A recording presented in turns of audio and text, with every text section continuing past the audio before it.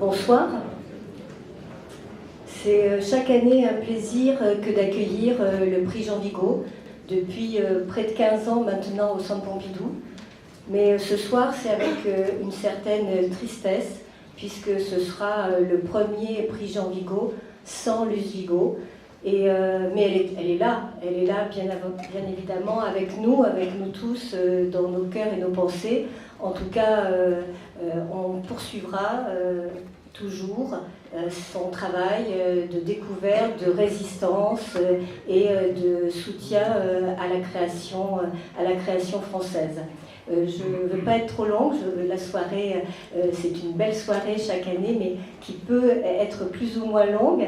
Et le président du Centre Pompidou ne pouvait être malheureusement là ce soir, mais la parole du Centre Pompidou sera tout à fait représentée de belle manière par le directeur du Musée national d'art moderne, Bernard Blisten, qui a été pendant plusieurs années le directeur du département du développement culturel qui comprend le cinéma et qui a été là aussi pour ce prix Jean Vigo chaque année. Donc je vous remercie d'accueillir Bernard Blisten.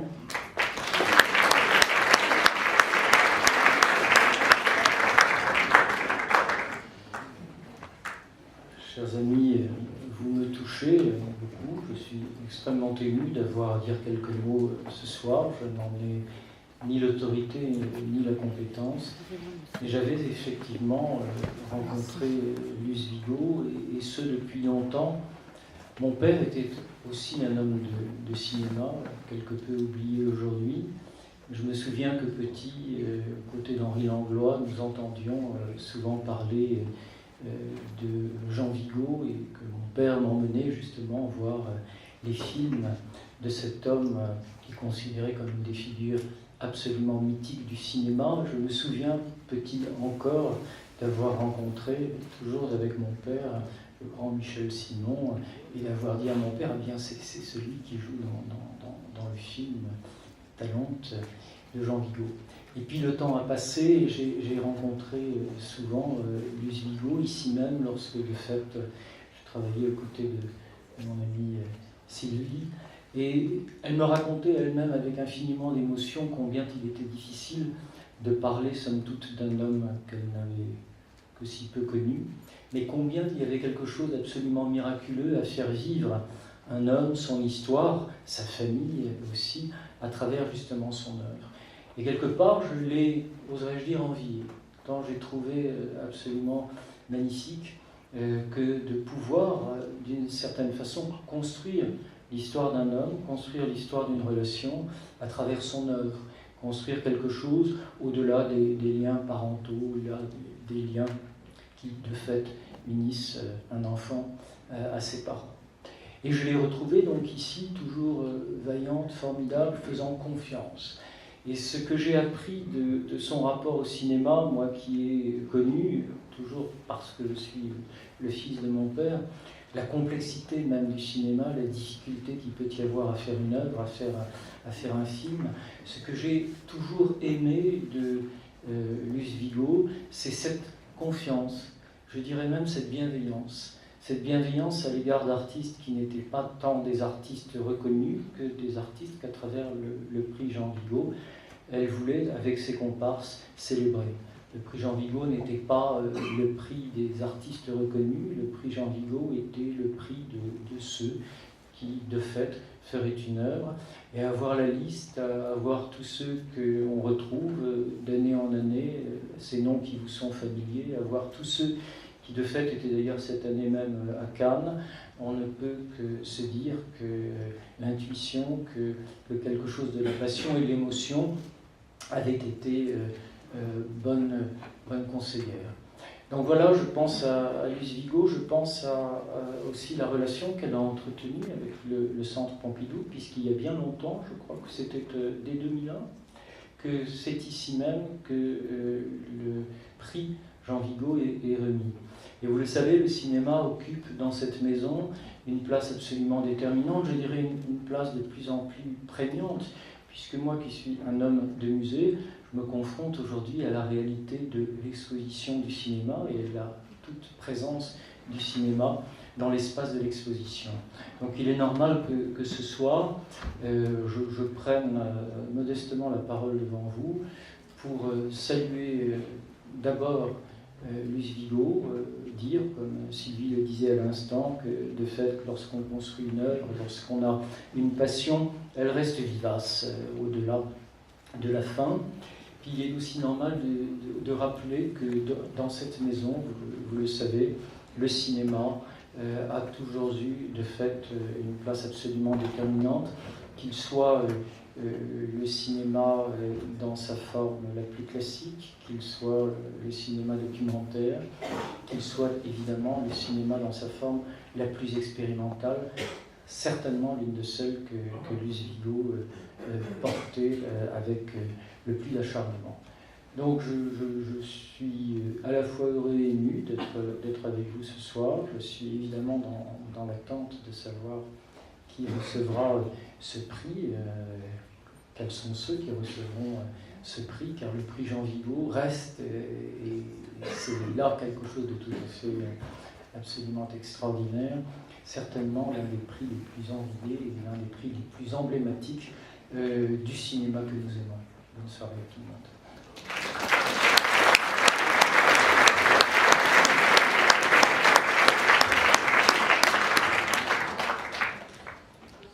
À travers vous, Monsieur Blistein, que j'appellerai Bernard et non pas Marcel, ce qui prouve que les cinéphiles en savent plus que vous ne pensez.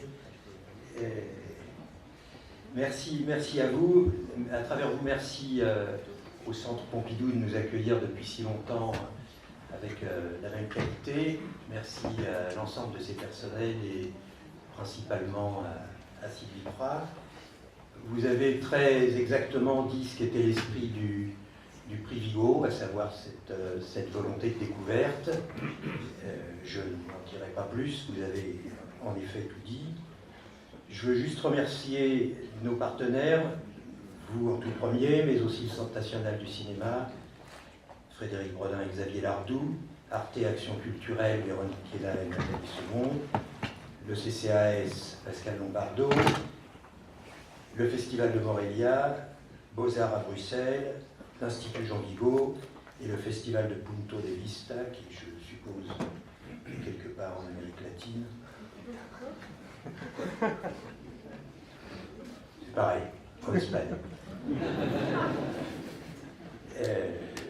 Qui sont nos partenaires, mais nos partenaires parce qu'ils reprennent régulièrement, chaque année, les auteurs et les films couronnés.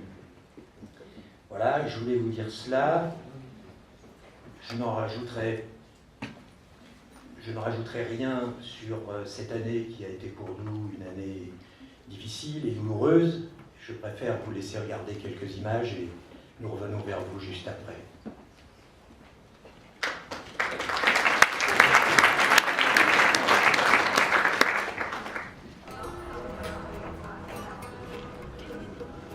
Bonsoir Marcel. Bonsoir Jeanne. Un sandwich au fromage et une bouteille d'eau, sans gaz.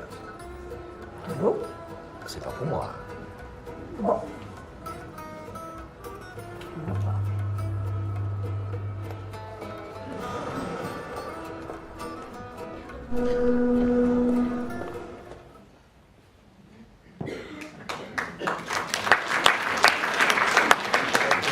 Bonsoir à tous et à toutes.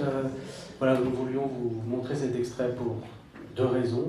La première, la plus bouleversante pour nous et j'imagine pour beaucoup d'entre vous dans cette salle, c'est qu'on y voit Luce. C'est un extrait du Havre d'Aki Kaurismäki. C'est un film qu'elle aimait beaucoup et un cinéaste qu'elle aimait beaucoup. Alors on ne voulait pas trop s'apesantir sur Luce, être trop solennel, mais tous ceux, nous, membres du jury, de l'association du prix Jean Vigo, on peut dire qu'elle a été omniprésente là ces derniers jours, ce qui n'empêchait pas la joie, les rires, cette joie, ces rires auxquels elle tenait. Et puis nous sommes aussi, certains doivent leur présence, comme moi-même et d'autres ici dans cette salle, leur présence dans ce jury et dans cette association à Luce. Donc, pour beaucoup d'entre nous, le prix Vigo sera aussi, restera à jamais aussi le prix Luce Vigo.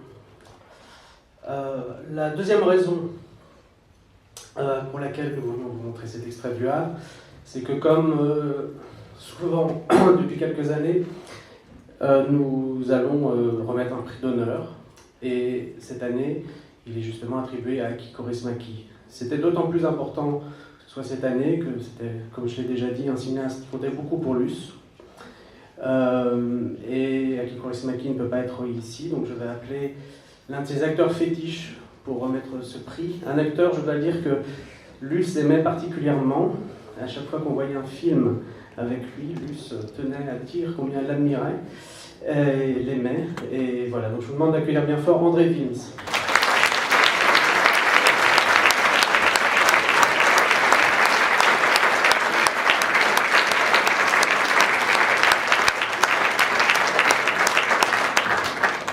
Voilà ce qu'a écrit Aki Kaurismäki.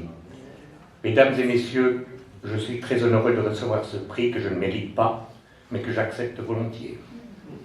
Jean Vigo est pour moi le plus grand de tous les grands cinéastes, à cause de sa gentillesse et de son anarchisme indompté. Je ne serai pas là ce soir car ma chienne, l'actrice talentueuse de mon dernier film, subit aujourd'hui une opération délicate de laquelle découlera son sort, à savoir marcher à quatre pattes. Je ne peux pas la laisser seule, Vigo serait d'accord. Quant à nous, de toute façon, restons debout sur nos deux pieds en ces temps cruels et gardons la tête haute.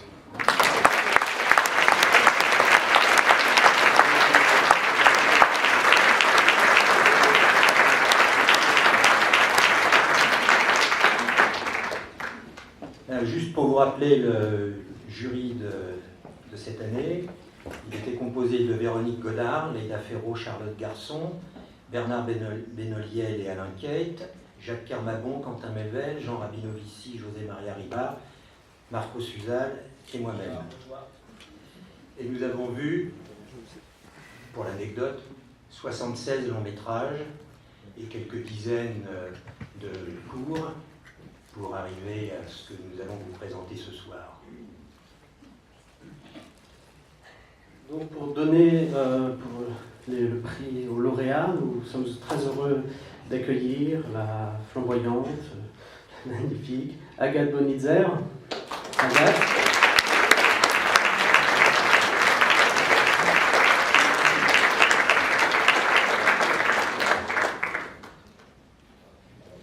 Agathe, on va commencer par le prix attribué à un auteur pour un court-métrage. Alors, le prix Jean Vigo 2017 du court-métrage est attribué à Emmanuel Mar pour le film de l'été.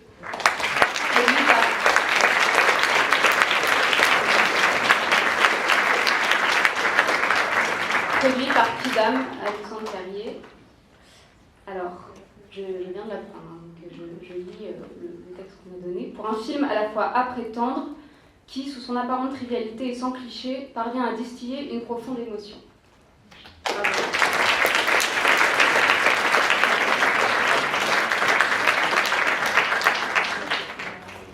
Bonsoir, merci. Je suis un peu ému, donc je ne vais pas forcément être très clair.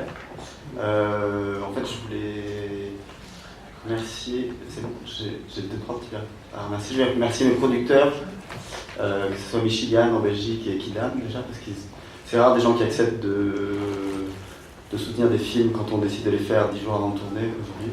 Donc c'est un petit peu difficile. Aussi, le fait que ce soit Vigo, ça reste quand même quelque chose de très fort et significatif. Voilà, j'essaie de filmer des gens un peu foireux, des gens qui ratent des trucs. J'essaie de filmer des choses qui me touchent. Et, enfin, voilà, dans mes films, j'essaie de mettre des gens qui ne sont pas ni en marche, ni en colère. Et voilà, puis je voulais faire un remerciement particulier à mon comédien, c'est Jean-Benoît qui est là. Jean-Benoît Hugeux, voilà, ça fait maintenant presque une petite dizaine d'années qu'on se supporte, on se tape dessus et on fait des films ensemble. Et voilà, quand je pense à ce que c'est un acteur, pour moi c'est ça. Voilà. Donc, merci.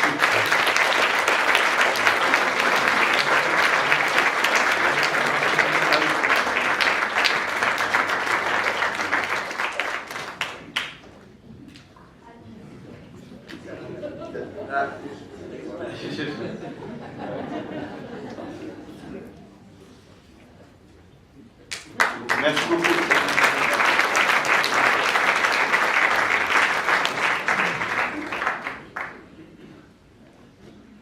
Maintenant, Agathe, le long métrage. Alors, pour le long métrage, le prix Jean Vigo 2017 du long métrage est attribué à Mathieu Amalric pour Barbara.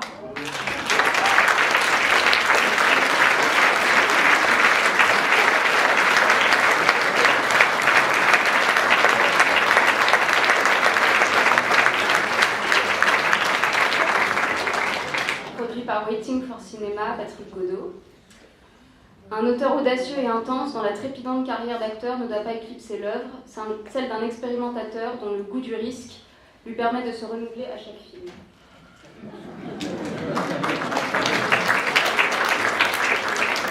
Merci infiniment. Bien. Merci beaucoup. Merci infiniment. C'est très émouvant d'avoir ce prix-là. Je sais pas, me vient une scène de La Talente, une scène que Vigo fait partie d'une chanson qu'on lui a imposée, le chaland qui passe, comment faire avec une chanson. Nous on s'est posé un peu la même question, comment faire avec Barbara, sans qu'elle sorte, sans déterrer sa tombe, sans la piller. Et me vient quelque chose sur le manque, comme ça, d'une scène dans La Talente où Dita Parlo et Jean Dasté se manquent. C'était une des scènes coupées, évidemment. Et il y a cette scène où ils sont séparés, une scène d'onanisme, on va dire, où ils se touchent, ils se cherchent, ils sont loin l'un de l'autre. Et ils projettent des choses. Et j'ai l'impression qu'on a fait peut-être juste le film comme ça. Que du coup, le manque, alors le manque de qui? De Barbara, ou peut-être un manque de Jeanne Balibar et de moi, ensemble, il y a très longtemps, un fantôme, on est passé par cette femme qui écrivait ces textes et chantait, et que le manque crée un état de projection et de rêve, puis voilà, et c'est comme ça, et c'est comme ça que des images et des sons sont arrivés, et je vous remercie profondément. Je suis très touché.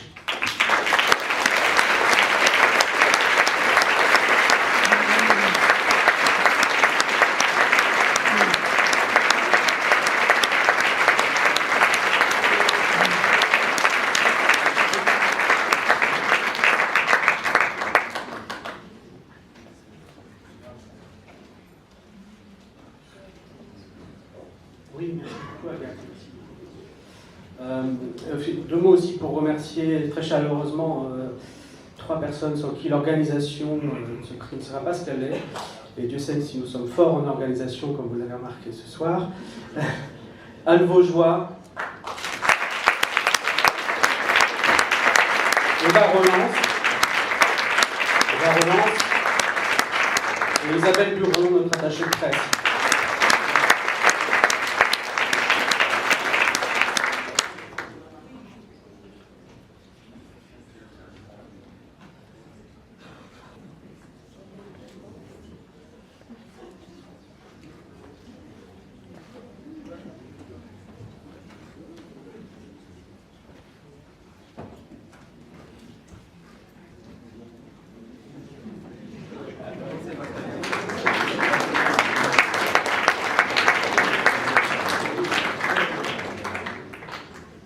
Maintenant, on va voir le film.